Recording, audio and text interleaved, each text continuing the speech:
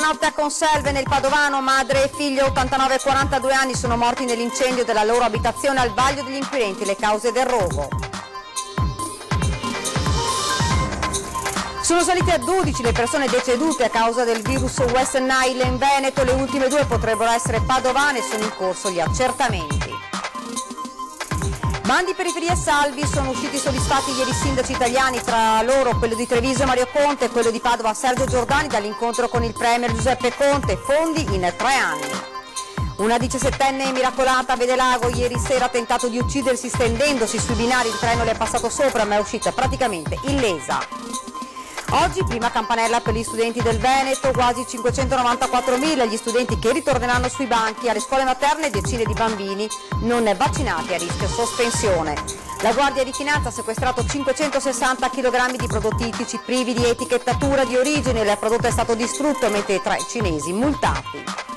Le spiegazioni della Questura di Venezia sul caso Ottavia Piccolo, lasciata fuori dalla mostra del cinema per aver indossato il fazzoletto dell'ANCI. Buongiorno, ben ritrovati, prima edizione regionale dei notiziari di Antenna 3 Nord-Est, lo avete dunque sentito dai titoli, in primo piano la cronaca con la tragedia avvenuta nella notte a Conselve nel Padovano, madre e figlio sono morti nell'incendio della loro abitazione, sentiamo.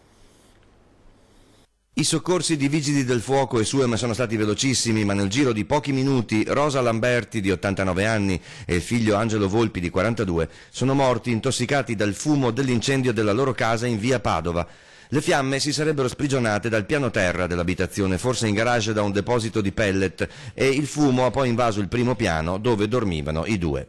I vigili del fuoco li hanno trovati vicini, a terra. Angelo Volpi, disabile, forse ha cercato di proteggere o di svegliare in qualche modo la madre dopo che aveva dato l'allarme gridando dalle finestre di casa. I pompieri, giunti da Piove di Sacco e Padova, hanno portato fuori dall'abitazione i 2 corpi svenuti, ma nonostante il pronto intervento dei sanitari del 118, nel giro di pochi minuti madre e figlio sono stati dichiarati deceduti.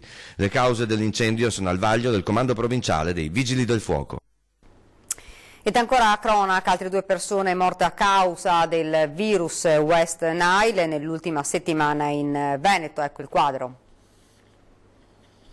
Sono salite a 12 le persone decedute a causa del virus West Nile in Veneto. Le ultime 2 potrebbero essere padovane e sono in corso gli accertamenti. Si tratterebbe di un uomo di 89 anni e di una donna di 82, entrambi già colpiti da altre patologie. I casi di febbre del Nilo ufficialmente confermati sono complessivamente 174 rispetto ai 159 del rilevamento della settimana precedente. Di questi 120 sono casi con sintomatologia leggera, 54 quelli nella più grave forma neuroinvasiva. Intanto prosegue il piano straordinario di disinfestazione finanziato con 500.000 euro dalla Regione, che sta raccogliendo le relazioni dai vari comuni mano a mano che le disinfestazioni vengono eseguite.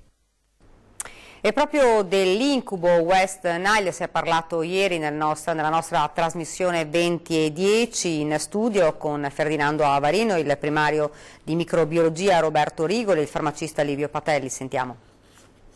L'uomo viene punto, si infetta, ma non fa parte della catena, diciamo così, che è considerato elemento terminale. È difficile che da un essere umano la zanzara punge e trasferisce a un altro. No, questo non avviene. Cioè è difficile, però non è escluso. È difficile, no, per adesso non è dimostrato. Per quanto riguarda l'infezione da West Nile, non c'è terapia.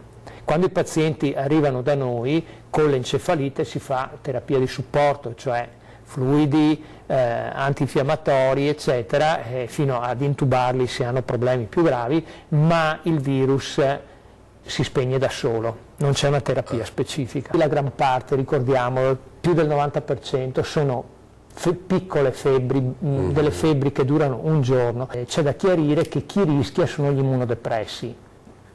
Abbiamo avuto quasi la totalità dei casi pazienti immunodepressi, dove ovviamente è avanti con l'età, giusto, ricordo bene, avanti no? Con l'età, ma comunque diciamo che il fattore comune è l'immunodepressione. Devo dire che nella Regione Veneto comunque è stata fatta una rete molto importante dal punto di vista diagnostico, per cui quando viene segnalato un caso parte immediatamente la disinfestazione della zona. Sono state messe delle sorveglianze molto importanti con centri di riferimento anche nazionali, perché abbiamo l'Università di Padova dove abbiamo dei grandi esperti. Io sinceramente come tecnico della situazione mi sento abbastanza tranquillo. È terminato a tarda sera ieri l'incontro tra una rappresentanza di sindaci italiani e del Premier Conte sui fondi periferie e finanziamenti salvi. Esultano i primi cittadini e ANCI, verranno elargiti in 3 anni dando priorità ai progetti già in fase avanzata. Sentiamo. Fondi periferie salvi, sono usciti soddisfatti ieri i sindaci italiani, tra loro anche quello di Treviso Mario Conte e quello di Padova Sergio Giordani, dall'incontro con il Premier Giuseppe Conte. Sul tavolo il nodo dei fondi periferie congelati nel decreto milleproroghe e con essi i progetti per il rilancio dei quartieri su cui i capoluoghi, Roma compresa, facevano un grande affidamento. Lo stop ai finanziamenti era stata una doccia fredda. Ora dal Premier i sindaci hanno avuto rassicurazioni che i fondi per i progetti in stato avanzato saranno sbloccati e verranno elargiti nell'arco di 3 anni sulla base, come ha confermato il presidente dell'ANCI De Caro, delle effettive necessità. Bando periferie salvo, ha scritto in un post ieri sera tardi il sindaco di Treviso, c'è stata un'apertura da parte del governo a finanziare tutti i progetti in fase avanzata. Treviso presenterà entro il 15 settembre tutti i progetti esecutivi che riceveranno così i fondi. Parole di Mario Conte, ma lo stesso Giordani, che si era detto positivo prima dell'incontro sull'esito del faccia a faccia col Presidente del Consiglio, ha avuto conferma che i soldi saranno stanziati, sebbene a livello nazionale il Partito Democratico sia ancora scettico sulle modalità che verranno utilizzate per l'elargizione dei fondi, visto che il milleproroghe ne conterrà comunque il congelamento. Una 17enne miracolata a Vedelago, ieri sera ha tentato di uccidersi stendendosi sui binari, il treno le è passato sopra ma lei è uscita praticamente illesa. La discussione con il fidanzato al telefono, un brutto litigio che l'ha gettata nella disperazione facendola addirittura pensare al suicidio, tanto da arrivare a stendersi tra i binari della ferrovia e aspettare l'arrivo del treno che le è passato sopra ma l'ha risparmiata, si è solamente graffiata un ginocchio. L'incredibile episodio si è verificato ieri sera a Vedelago, protagonista una ragazza trevigiana appena 17enne che dopo il litigio con il suo innamorato ha pensato che tutto fosse finito e che non rimanesse altro da fare che togliersi la vita. Determinata ha superato le sbarre del passaggio a livello di via delle Fornaci, già abbassate, andando a stendersi in mezzo ai binari. Erano le 19:30. Dal passaggio del convoglio, arrivato di lì a poco, è uscita però praticamente illesa, solo graffi appunto a un ginocchio. La minorenne è stata subito soccorsa e ricoverata in ospedale a Castelfranco Veneto. A preoccupare ora sono le sue condizioni psicologiche. Primo giorno di scuola oggi in Veneto, ritorno sui banchi per quasi 594.000 studenti tra elementari, medie e superiori, circa 5.000 gli studenti in meno rispetto all'anno scorso, 4.000 invece gli insegnanti che ancora mancano all'appello. A Treviso abbiamo il nostro Lucio Zanato che ha fatto una ricognizione della situazione in città. A te Lucio. Buongiorno da Treviso, come da copione, primo giorno di scuola, scuole riaperte insomma in tutta la città e in tutta la provincia. Come da copione c'è stato qualche problema per quanto riguarda il trasporto pubblico, in particolare in città c'è stata la rottura di un autobus nella direzione per Merlengo.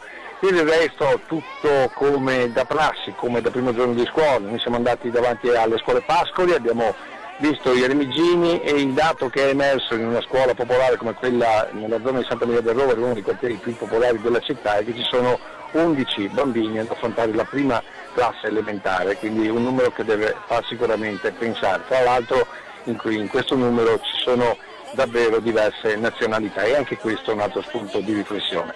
Poi noi abbiamo deciso di andare a vedere il primo giorno di scuola da parte di chi invece affronta l'ultimo tratto di scuola d'obbligo, ovvero il liceo. Siamo stati all'esterno del liceo Canova, anche lì tanta attenzione soprattutto per quanto riguarda le prime classi, i primi ad affrontare l'ultimo tratto liceale.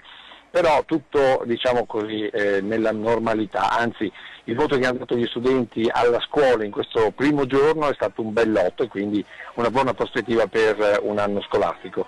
Nota a margine, abbiamo incontrato anche chi dopo 5 anni è tornato a scuola, ovvero il ex vice sindaco di Treviso Roberto Grigoletto, il quale ha detto che dai 5 anni da vice sindaco a Casugana ha imparato una cosa importante, ad avere molta più pazienza con i propri studenti.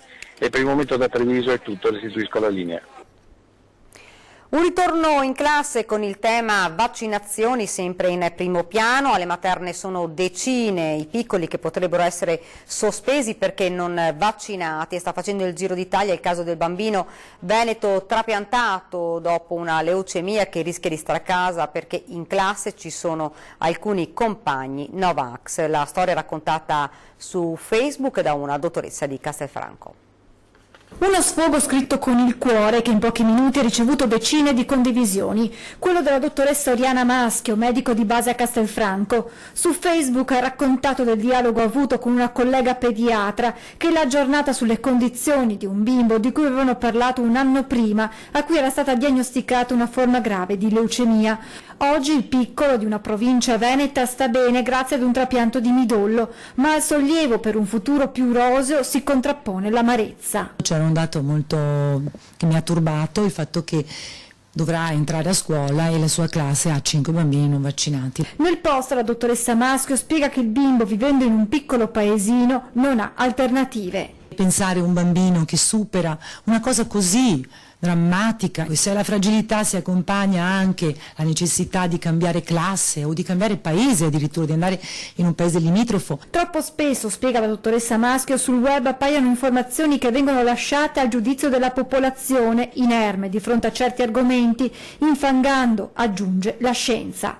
Noi diamo il nostro lavoro per cercare di tutelare i minori, gli ammalati, e ci basiamo sulla scienza, non ci basiamo su fedi, chiacchiere, e la scienza si rivisita di continuo perché si interroga. Io ho visto morire di tetano una donna moltissimi anni fa, quando ero laureata qualche anno, con le donne anziane che non avevano avuto il vaccino. Sono cose che ti segnano, come ti segnano le mamme che oggi sono morte, che ti hanno raccontato, anziane, di avere portato i loro bambini in ospedale con la difterite e non averli più visti. Come medico io sento questo dovere.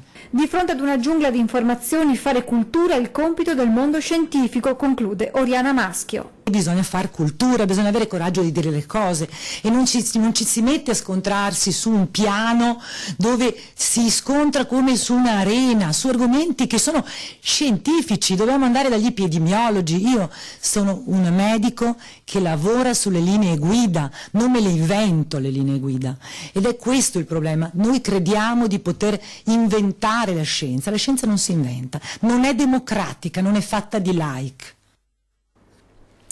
Ed ora ci spostiamo a Chioggia. La Guardia di Finanza ha sequestrato 560 kg di prodotti ittici privi di etichettatura di origine. Il prodotto è stato distrutto mentre i 3 cinesi che trasportavano la merce sono stati multati con una sanzione amministrativa di 13.500 euro. La scoperta è avvenuta durante un controllo su strada da parte dei finanzieri che hanno fermato i 3 furgoni in transito sul lungomare Adriatico. Alla guida c'erano i cittadini cinesi che non sono stati in grado di esibire alcuna certificazione sanitaria o documentazione fiscale.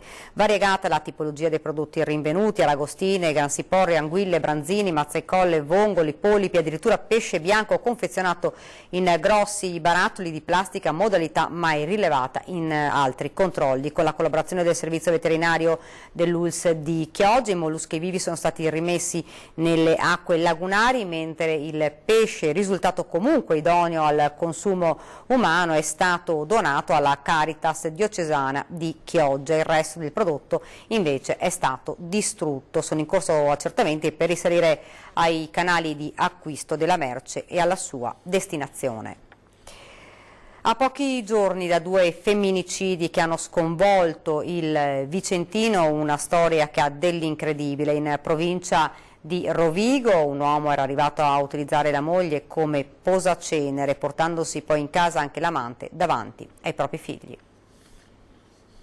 Era arrivato a spegnere le sigarette sulle sue braccia per infliggerle dolore, non solo fisico, erano le ferite morali a stringerla in un incubo dal quale non riusciva più a scappare. Continue vessazioni, insulti e violenze, perfino davanti agli occhi dei due piccoli, i loro figli, che subivano lo shock di un padre, 28enne Rodigino, trasformato in un orco tra le mura domestiche. Utilizzava la moglie come un posacenere, poi schiaffi, umiliazioni, sino ad avere la sfacciataggine di ospitare in casa, sempre alla presenza dei bimbi, l'amante che dormiva addirittura con lui in un'altra stanza. È l'incubo di cui si viene a sapere solo ora, vissuto da una donna residente in provincia di Rovigo. Al termine del 2014, poco dopo la nascita del secondo bimbo, l'inizio delle violenze, culminate nel novembre del 2015, quando la donna ha trovato la forza di denunciare il marito ai carabinieri. Nelle scorse ore la condanna per lui a 3 anni e 2 mesi, al termine di un processo delicatissimo e che è stato come vivere di nuovo quell'angoscia soffocante nella speranza di uscirne per sempre. Lei che ha trovato la forza di credere che un'altra vita degna di questo nome è possibile. Il coraggio di sé che però troppo spesso manca a donne che si trovano a vivere incubi simili. Eppure quando le denunce fioccano, la paura resta. Come nel caso di Tania, la 33enne uccisa a Lonigo da un ex marito già denunciato e condannato per violenze. Eppure non è bastato. E oggi per lei, come per decine di altri volti che una volta sorridevano di un matrimonio appena iniziato, ci chiediamo come sia possibile lasciarle sole, anche un istante che diventa fatale. Ieri la notizia dell'attrice Ottavia Piccolo, bloccata da un agente di polizia sabato scorso perché aveva avuto da ridire sul fatto che indossasse un fazzoletto dell'Ampi al collo dopo aver partecipato ad un volantinaggio nei pressi del Palazzo del Cinema, ed oggi le spiegazioni della Questura di Venezia. Per noi Tommaso Stoppa. Sì, buongiorno a tutti da Venezia, dove sono arrivate le puntualizzazioni della Questura sulla vicenda di Ottavia Piccolo, lasciata fuori dall'area riservata del Festival del Cinema perché indossava, si era detto ieri, una sciarpa dell'Ampi. Le cose sono un po' più complicate secondo la Questura, che ha diffuso una nota nel corso della notte in merito a questa vicenda. Scrivono appunto dalla Questura: l'ingresso è stato vietato solo per qualche minuto presso un varco di accesso all'area riservata, dove poco prima un gruppo di manifestanti aveva tentato di superare illecitamente lo sbarramento delle forze dell'ordine. I citati manifestati, sostiene la polizia, non rispettando al nuovo il luogo indicato nel preavviso presentato alla Questura per lo svolgimento del presidio, avevano tentato di raggiungere con bandiere e vessilli il Palazzo del Cinema, venendo pertanto bloccati dal servizio di sicurezza delle forze di polizia. Il famoso foulard indossato dalla signora Piccolo, oggetto del contendere, a prima vista era stato associato dagli agenti ai simboli esibiti dai manifestanti di qui sopra. È stato poi, ricostruiscono sempre gli agenti, a un più approfondito controllo riconosciuto in quanto recante i simboli dell'Ampi, e a quel punto alla signora Piccolo è stato consentito il transito senza alcuna ulteriore limitazione. Queste dunque le doverose puntualizzazioni della Questura su questa vicenda. Ulteriori aggiornamenti nelle prossime edizioni dei nostri telegiornali. Ora ci fermiamo per una piccola pausa pubblicitaria.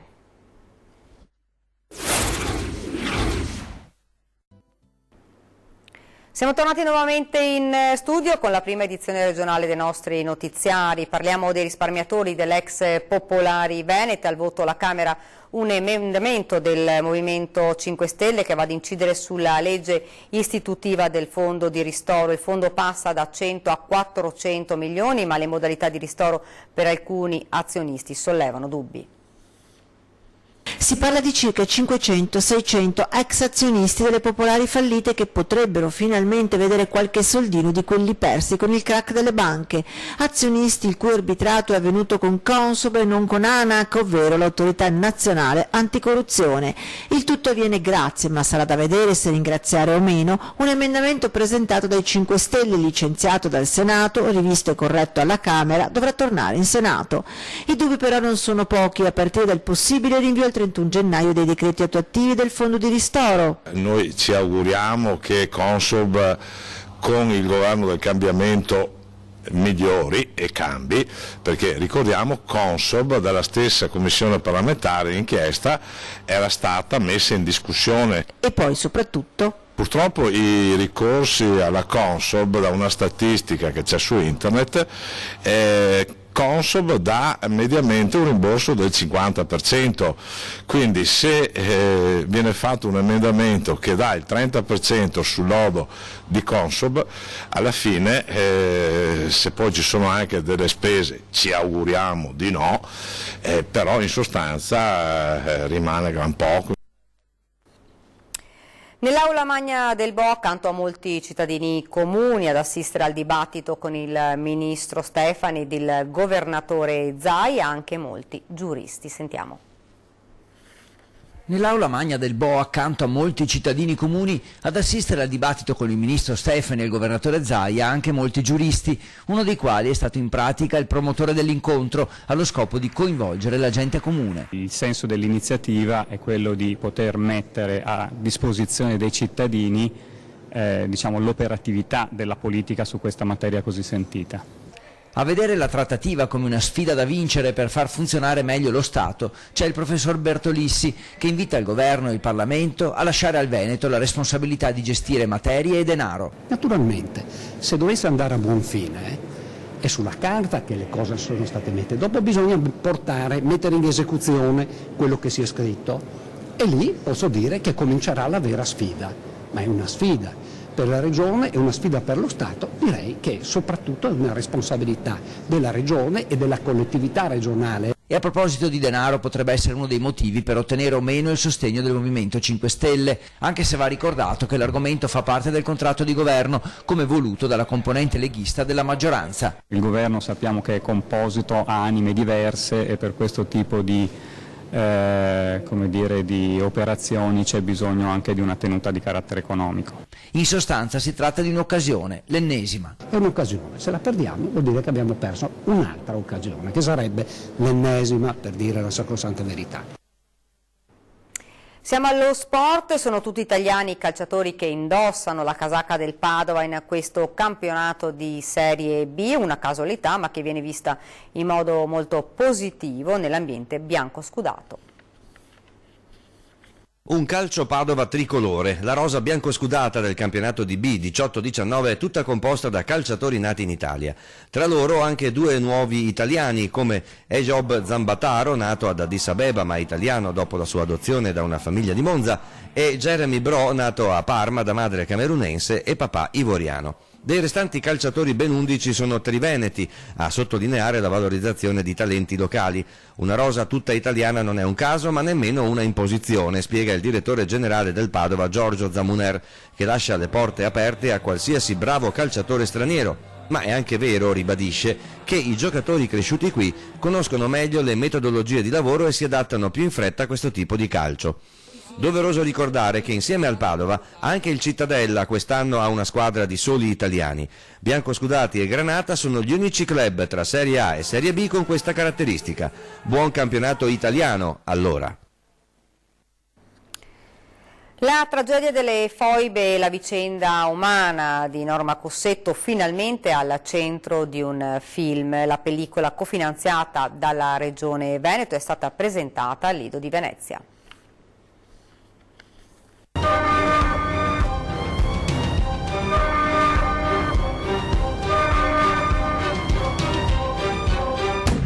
L'atroce fine di una ragazza istriana, Norma Cossetto, figlia di un podestà fascista, e l'immane tragedia dei 300.000 italiani cacciati dalle loro terre o gettati nelle foibe dalle squadracce titine nel 1943 dopo l'arresto di Mussolini e l'armistizio. Red Land Rosso Istria, film presentato alla Mostra del Cinema di Venezia, racconta una delle pagine più buie della nostra storia, tenuta nascosta per decenni. Prodotto da Venice Film di Alessandro Centenaro e Rai Cinema, il film del regista Maximiliano Hernando Bruno debutterà il prossimo 8 novembre quando si terrà la prima mondiale a Roma. Tra i protagonisti Franco Nero e Geraldine Chaplin e una convincente Selene Gandini nella parte della 23enne stuprata e infoibata dai militari comunisti. Una storia, tutti potrebbero pensare, di dolore e di sofferenza per quello che le è accaduto. In realtà io Sono emozionata perché ho potuto dar voce anche alla sua gioia, alla sua speranza, che è una luce che comunque ha continuato a brillare nonostante quello che è accaduto, nonostante quindi il dolore, la sofferenza e la morte. Non solo le terribili giornate vissute dalle famiglie italiane costrette a fuggire e spogliate di tutti i loro beni, ma anche il dramma dei molti militari italiani che dopo l'8 settembre nella Giulia, in Istria e in Dalmazia preferirono disertare perché stretti nella morsa dei tedeschi da una parte e dei titini dall'altra. A interpretare la parte di un soldato è stato l'attore Vincenzo Bocciarelli. C'è molta voglia di svelare al mondo fatti storici che purtroppo fino ad oggi non sono venuti alla luce. Soddisfatto ed emozionato a Venezia il regista Maximiliano Hernando Bruno. Essere i primi a raccontare una storia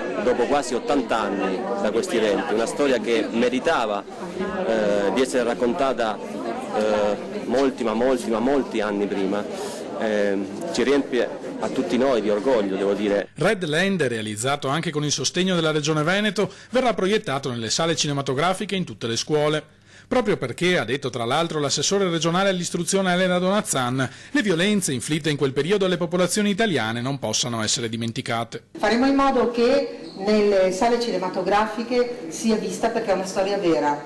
Allora tante volte noi celebriamo altro da noi, questa volta è giusto che celebriamo noi fino in fondo, con grande consapevolezza, con grande senso di verità. Lunghi applausi nella sala gremita del Cinema Astra al termine dell'anteprima.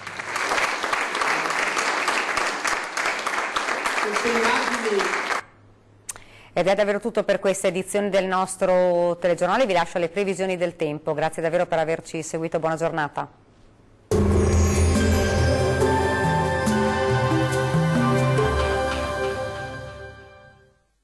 Ben ritrovati al meteo. Anticiclone dominante sulle nostre regioni a garanzia di un'altra giornata decisamente soleggiata. Ma vediamo il dettaglio. Sul Veneto ampio soleggiamento anche oggi un po' su tutti i settori di questa regione. Cielo sereno al massimo poco nuvoloso, con qualche foschia solamente nelle prime ore del mattino, in pianura. Diamo uno sguardo alle temperature. Le minime saranno comprese tra 16 e 20 gradi. I valori massimi risulteranno invece oscillanti fra 27 e 31 gradi. Diamo ora uno sguardo al Friuli Venezia Giulia. Bellissima giornata di sole anche quella odierna su questa regione. Il cielo si presenterà limpido ovunque, salvo per qualche foschia al primissimo mattino sulle pianure del Pordenonese. Per il resto nulla di nuovo da segnalare. Vediamo le temperature. Le minime saranno comprese tra 17 e 19 gradi. I valori massimi risulteranno invece oscillanti tra 28 e 31 gradi. Vediamo infine la situazione del Trentino Alto Adige. Anche su quest'ultima regione il sole la farà da padrone per tutto l'arco della giornata. Cielo sereno ovunque, al massimo poco nuvoloso sui rilievi alpini di confine, soprattutto durante le ore pomeridiane, ma senza alcuna conseguenza. Diamo uno sguardo alle temperature. Le minime saranno intorno ai 15 gradi, un po' ovunque. I valori massimi risulteranno invece oscillanti tra 30 e 33 gradi. Dal meteo di Antenna 3 per ora è tutto. Arrivederci al prossimo aggiornamento.